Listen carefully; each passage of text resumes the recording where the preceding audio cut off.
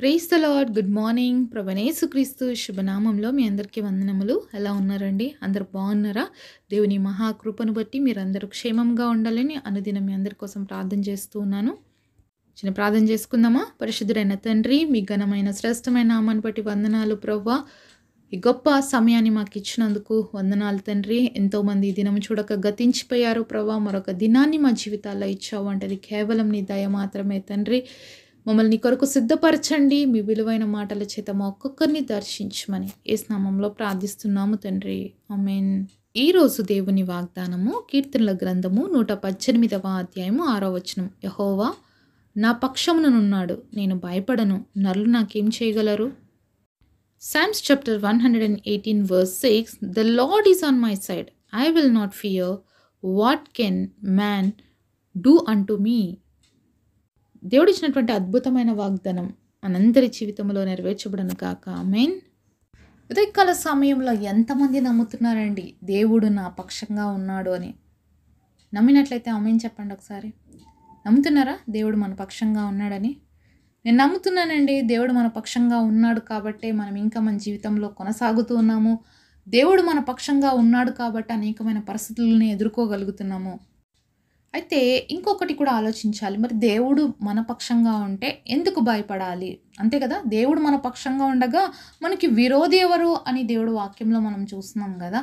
మరి దేవుడు మన పక్షంగా ఉన్నాడని తెలిసి కూడా మనం ఎందుకు భయపడాలి? ఇక్కడ మరి కీర్తనకారుడు అంటున్నాడు, దేవుడు నా పక్షం ఉన్నాడు కాబట్టి నేను భయపడను, నరులు నాకేమీ చేయగలరు. ఈరోజు మానవుని యొక్క జీవితము ప్రతి క్షణం కూడా ఎలా అయిపోయింది అంటే భయపడే పరిస్థితులు వచ్చాయండి. సేఫ్టీ లేదు, మానవుని జీవితానికి సేఫ్టీ లేదు. అంతేకాదు పెరిగిపోయిన టెక్నాలజీస్ ద్వారా ఎన్నో ప్రాబ్లమ్స్ ఈరోజు మనిషి ఎదుర్కొంటూ ఉన్నాడనమాట. ఎక్కడ కూడా మనిషికి మరి సేఫ్టీ అనేది లేదు. ఎన్ని విషయాలు పరిస్థితులు చుట్టుపక్కల చూస్తుంటే డైలీ న్యూస్ కానీ ఇవన్నీ చూసినప్పుడు మనకి ఏమనిపిస్తుంది తెలుసా? అబ్బో నేను ఎలాంటి పరిస్థితుల్లో ఉన్నాను, ఎలాంటి ప్రపంచంలో ఉన్నాను, అలాంటివి చూసినప్పుడు నిజంగా మనము చాలాసార్లు ఆలోచింపజేస్తాయన్నమాట మనల్ని. నిజంగా మన పిల్లల్ని ధైర్యంగా స్కూల్కి పంపించగలమా? ఈరోజు ఉన్న పరిస్థితుల్లో మన పిల్లల్ని కాలేజీలకి పంపించగలమా? లేకపోతే మన బిడ్డల్ని హాస్టల్లో పెట్టగలమా? మన బిడ్డలు సేఫ్గా జాబులు చేయగలుగుతారా? ఇలాంటి ఎన్నో భయాలు, ఇలాంటి ఎన్నో ఆందోళనలు ప్రతి ఒక్కరికి కలుగుతూ ఉంటాయి. తల్లిదండ్రులకి ఎస్పెషల్ ఇంకా ఎక్కువగా ఉంటాయి. మరి అలాంటి సేఫ్టీ లేనటువంటి పరిస్థితుల్లో అలాగే భయాందోళన కలిగించేటువంటి అనేకమైనటువంటి మనుషులు, మనస్తత్వాలు మనం ఈరోజు చూస్తున్నాం. చాలామంది ఈరోజు ఎలా ఉన్నారంటే పాపానికి బానిసైపోయినారండి. పాపము చేస్తూ వాళ్ళు ఉన్నటువంటి ఆ వ్యసనాలను ఇతరులకు కూడా అంటించేస్తున్నారు. ఇప్పుడు ఎలా అయిపోతుందంటే కాలేజెస్లో స్టూడెంట్స్ ఏం చేస్తున్నారంటే మేము ఒక్కటే ఎందుకు చెడిపోవాలి, అందరినీ చెడుపుదాము అనే టైప్ అయిపోయినారనమాట. కాబట్టి భయపడాల్సినటువంటి రోజులలో మనం జీవిస్తున్నాము. అయితే ధైర్యం ఎక్కడి నుంచి వస్తుంది మనకి అంటే దేవుడు మా పక్షంగా ఉన్నాడు అన్నప్పుడు ఖచ్చితంగా ఇలాంటి పరిస్థితుల్లో సైతం మనము దేవుడి కోసము నిలబడగలుగుతాము.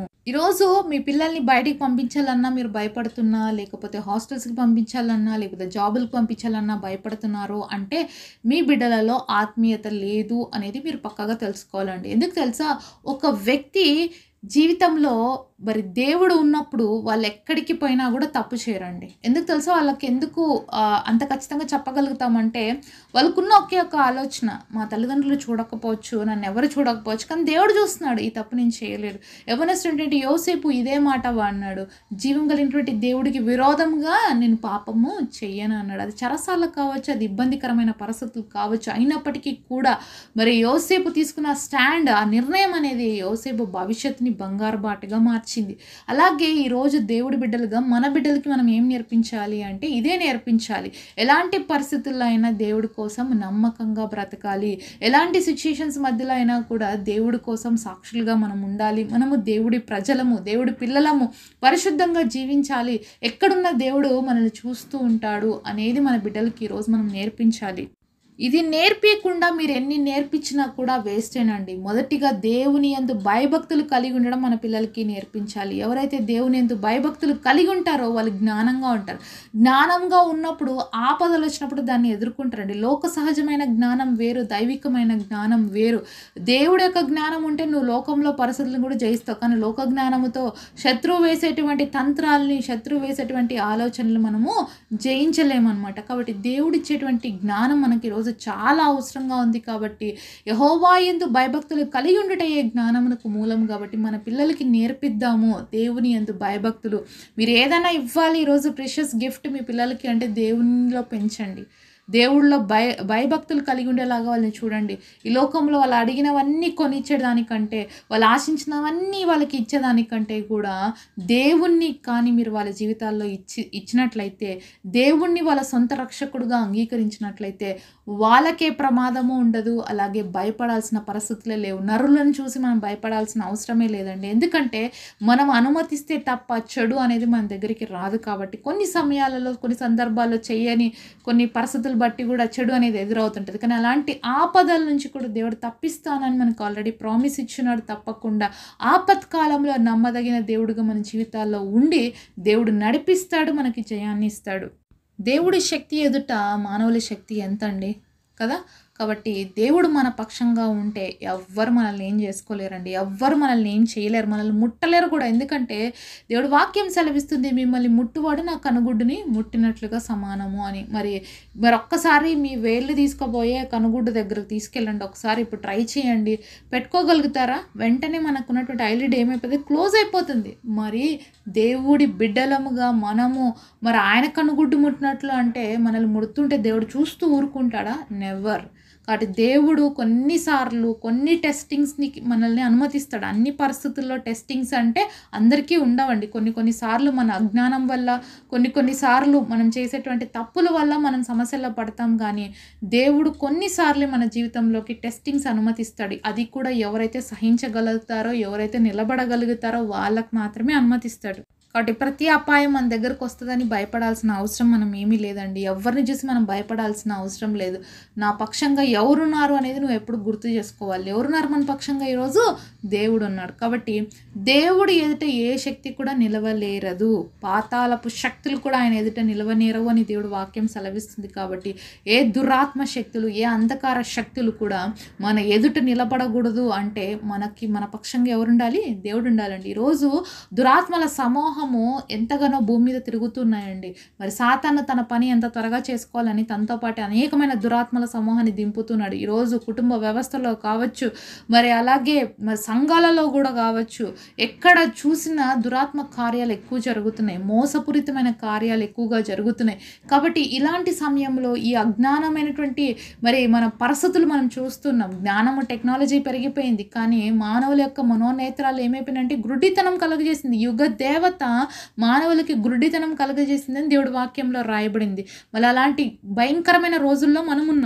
ఎంత జాగ్రత్తగా, ఎంత మెలకుగా ఉండాలి మనం ఆలోచించాలి. దేవుడి వాక్యం ఈ విధంగా చెప్తుంది, మీరు పాము వలె వివేకంగా ఉండండి, పావురం వలె నిష్కలంకంగా ఉండండి అని. కాబట్టి మన బిడ్డలకు మనం నేర్పించాల్సింది ఏంటంటే దేవునిలో ఉన్నటువంటి జ్ఞాన వివేకాలు వాళ్ళకి నేర్పించాలి. పాములాగా చురుగ్గా, యాక్టివ్గా ఉండడం నేర్పించాలి. అంతేకాకుండా పరిశుద్ధంగా ఉండడం కూడా మన బిడ్డలకు మనం నేర్పించాలి. కాబట్టి ఇవి మనం చేయగలిగితే మన బిడ్డలు ఎక్కడున్నా కూడా సేఫ్గా ఉంటారు. అంతేకాకుండా వాళ్ళకు ఒకటి చెప్పాలి, దేవుడు ఎప్పుడు నీతోనే ఉంటాడు. ఇప్పుడు మన అమ్మ, మన నాన్న పక్కన ఉంటే పిల్లలు తప్పు చేస్తారంటే చేయరు 100%. అలాగే దేవుడు కూడా నీకు కనిపించాడు, కానీ నీ పక్షంగా దేవుడు ఎప్పుడు ఉంటాడు. దేవుడు నీతోనే ఉన్నాడు. నువ్వు చెడ్డ పనులు చేస్తే ఆయనకు నచ్చదు, ఆయన నొచ్చుకుంటాడు, ఆయన బాధపడతాడని మన బిడ్డలకి కానీ మనం ఉగ్గు పోసినట్లుగా మన పిల్లలకి ఇప్పటి నుంచే, వాళ్ళు చిన్నవాళ్ళు అయినా పర్వాలేదు, వాళ్ళకి అర్థం కాదని మనం అనుకుంటాం, కానీ వాళ్ళకి అర్థమవుతుందండి. వాళ్ళు చిన్నప్పుడే తల్లి గర్భంలో ఉన్నప్పటి నుంచే ప్రతిదీ కూడా వినగలిగిన శక్తి, అలాగే నేర్చుకోగలిగిన కృప దేవుడు బిడ్డలకి ఇచ్చాడు. ఎందుకంటే మరి యేసయ్య తల్లి అయినటువంటి మరియా మరి ఎలిజబెత్తో కలిసి మాట్లాడడానికి వచ్చినప్పుడు ఆమె వందన వచనములు వినే కడుపులో ఉన్న బిడ్డ గంతులేశాడంట.